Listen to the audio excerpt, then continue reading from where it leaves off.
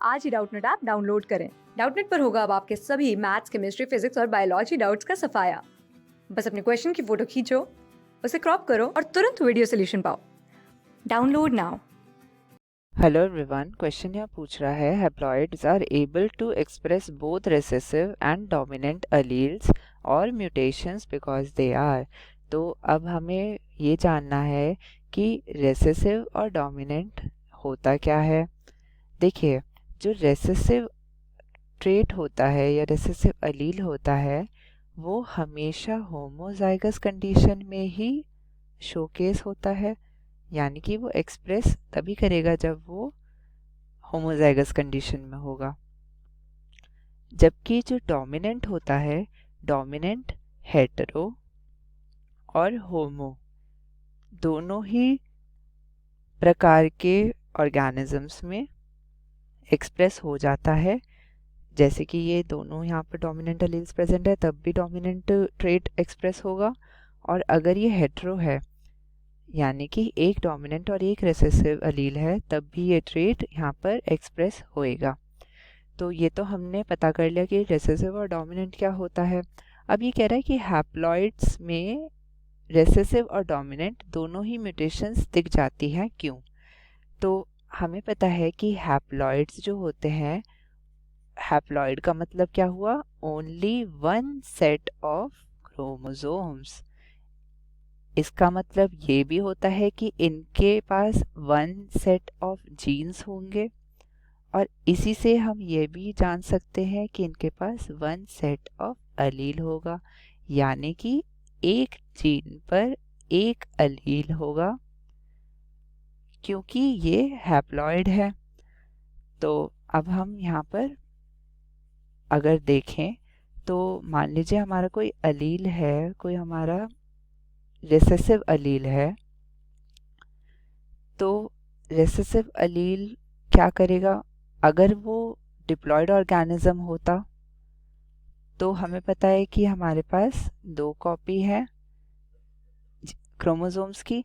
तो अगर ये जो अलील है इस क्रोमोसोम पर, वो एक कॉपी पर तो डोमिनेंट अलील आ गया है, और अगर इस वाले जो दूसरी कॉपी ऑफ क्रोमोसोम है उस पर अगर इस जीन की रिसेसिव अलील आ जाती है तो तब भी हमारा डोमिनेंट कैरेक्टर शो होगा। पर मान लीजिए कि इस वाले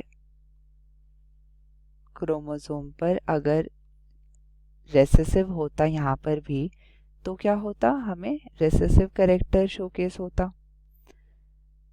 तो ये तो बात हो जाती है डिप्लॉयड में, क्योंकि यहाँ पर हमारे पास दो कॉपीज होती हैं एक ही क्रोमोसोम की। पर अगर हम बात करें हमारे हैप्लॉइड की, तो हैप्लॉइड के पास तो सिर्फ एक ही क्रोमोसोम होगा, एक ही अलील हो पाएगा जीन का।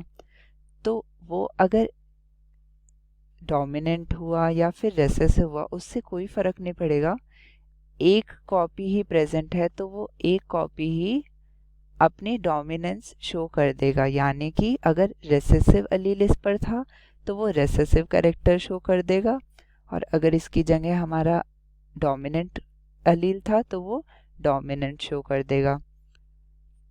तो इसीलिए हम कहते हैं कि हैप्लॉइड्स जो हैं वो बोथ रिसेसिव और डोमिनेंट अलील्स को एक्सप्रेस कर देता है।